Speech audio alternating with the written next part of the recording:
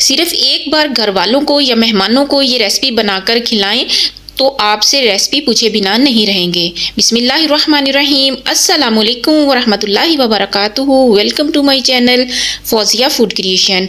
आज मैं आपके साथ एक बहुत ही ज़बरदस्त और न्यू रेसिपी शेयर कर रही हूँ। कम खर्च और कम मेहनत से बनने वाली ये रेसिपी जिसे बनाकर आप भी मेरी तरह हैरान रह जाएंगे। तो बिना टाइम वेस्ट किए शुरू करते हैं। बिस्मिल्लाहिर्रहमानिर्रहीम। सबसे पहले हमने कढ़ाई के अंदर थोड़ा सा ऑयल डालकर तो यहाँ पर 1 टेबलस्पून जिंजर और गार्लिक का पेस्ट शामिल करना है। इसको हल्का सा हमने फ्राई करना है और फिर यहाँ पर 2-3 सब्ज मिर्चें कट करके वो शामिल कर देनी है। इसको हल्का सा फ्राई करना है। और अब यहाँ पर चिकन जिसको हमने पहले ही बॉईल करके तो श्रेड करके रखा हुआ था वो हमने शामिल कर देना है। तो सिर्फ 1 पाव चिकन है जिसको हमने इसमें शामिल करना है।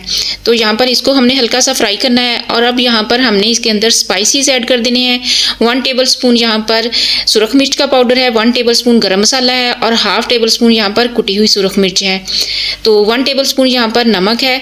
तो ये सारी चीज़ें हमने इसके अंदर शामिल करके तो इसको अच्छा सा हमने भूनना है। तो सिर्फ 1-2 मिनट तक हमने इसको भूनना है।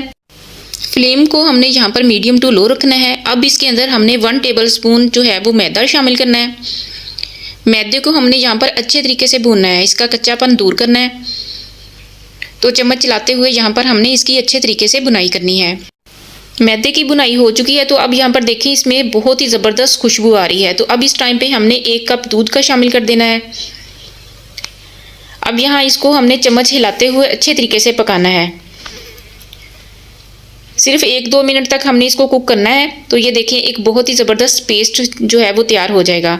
तो पहले जो चिकन था वो बहुत ही अलग अलग सा था, तो अब ये देखें माशाल्लाह से एक पेस्ट की फॉर्म में आ गया है। तो यहाँ पर हमने इसको अच्छे तरीके से इसकी बुनाई करनी है। तो ये देखें माशाल्लाह से बहुत ज़बरदस्त तैयार हो गया है। तो अब इस टाइम पे हमने 1 स्लाइस जो है ब्रेड का वो शामिल करना है। इसको मैंने गीला किया था तो हल्का सा पानी के साथ तो फिर इसमें शामिल किया था। तो अब हमने इसको चम्मच के साथ अच्छे तरीके से इस पेस्ट में मिक्स कर देना है।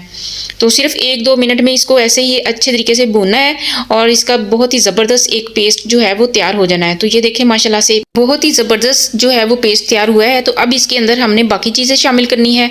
तो धनिया है जिसको मैंने कट करके थोड़ा सा वो शामिल किया है। 1 टेबलस्पून यहाँ पर लेमन जूस है, 1 टेबलस्पून सोया सॉस है, 2 टेबलस्पून यहाँ पर केचप है और थोड़ी सी इसमें मायोनीज जाएगी। अब इन सारी चीज़ों को हमने अच्छे तरीके से इसके अंदर चिकन के अंदर मिक्स करनी है। तो हाथ से भी इसको कर सकते हैं, तो यहाँ पर चम्मच के साथ भी इसको कर सकते हैं। तो अच्छे तरीके से सारी चीज़ों को हमने इसके अंदर शामिल करना है।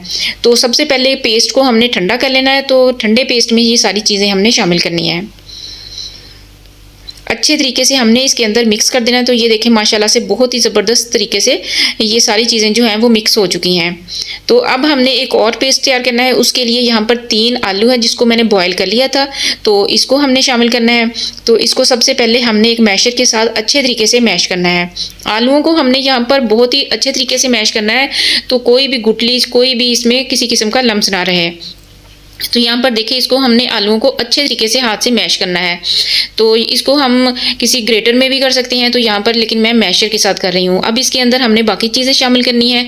तो थोड़ा सा सब्ज़ धनिया है जिसको कट करके वो शामिल करना है। 1 टेबलस्पून यहाँ पर सुरख मिर्च का पाउडर है, हाफ टेबलस्पून कुटी हुई सुरख मिर्च का पाउडर है और 1 टेबलस्पून यहाँ पर गरम मसाला पाउडर है। तो 1 टेबलस्पून इसके अंदर नमक जाएगा। अब इन सारी चीज़ों को हमने अच्छे तरीके से मिक्स करना है। तो इस आलूओं के पेस्ट में हमने इन सारी चीज़ों को बहुत ही अच्छे तरीके से मिक्स करना है। ये काम आप हाथ से भी कर सकते हैं, चम्मच के साथ भी कर सकते हैं। तो ये देखें माशाल्लाह से सारी चीज़ें जो हैं वो हमने बहुत ही अच्छे तरीके से इसके अंदर मिक्स कर ली हैं। तो ये आलूओं का जो एक पेस्ट है बहुत ही ज़बरदस्त सा हमारा रेडी हो चुका है। अब इसके अंदर हमने एक चीज़ और शामिल करनी है। तो 2 टेबलस्पून यहाँ पर हमने इसके अंदर कॉर्नफ्लोर शामिल करना है। इसको हमने अच्छे तरीके से इस पेस्ट के अंदर मिक्स कर देना है। इससे जो स्नैक्स की जो बाइंडिंग है वो बहुत ही अच्छे बनेंगी। तो जब हम इसको फ्राई करेंगे तो ये बिखरेंगे नहीं ऑयल में। तो ये देखें हमारा आलूओं का एक बहुत ही ज़बरदस्त सा जो है वो पेस्ट तैयार हो चुका है। इसी तरीके से जो हमने दूसरा चिकन का पेस्ट तैयार किया था वो भी हमने ये देखें एक दूसरे बोल में बहुत ही अच्छा सा ये भी रेडी कर लिया है।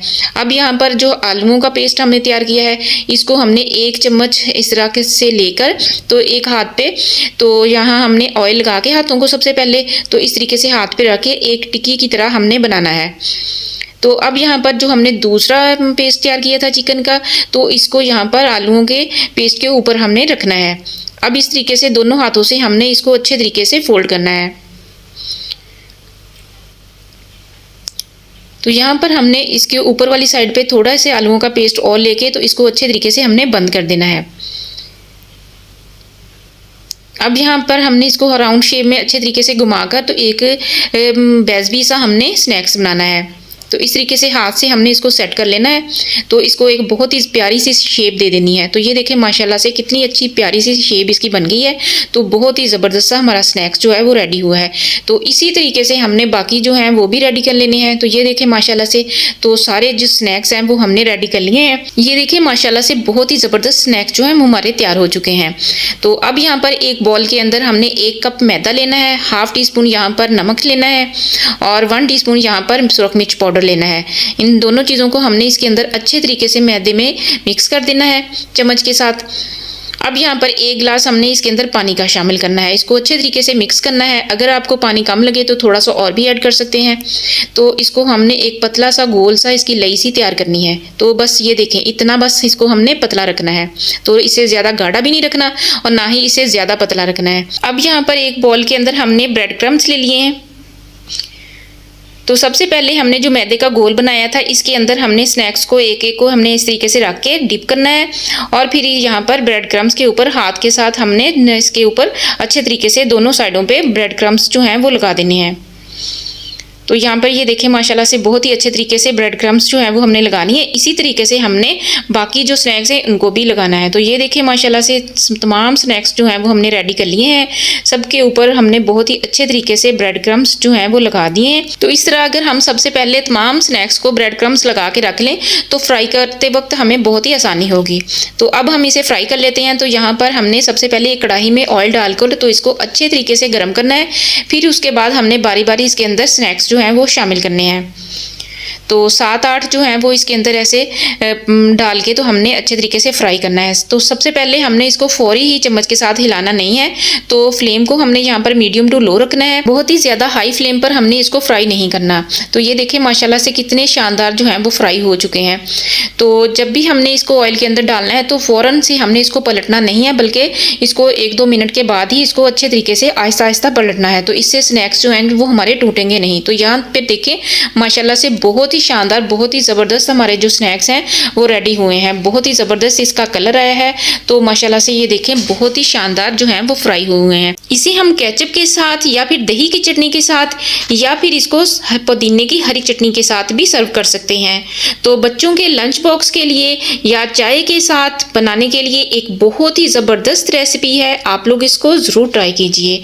तो कम खर्च और कम मेहनत से बनने वाली ये रेसिपी जिसे बनाकर आप भी मेरी तरह हैरान हो जाएंगे।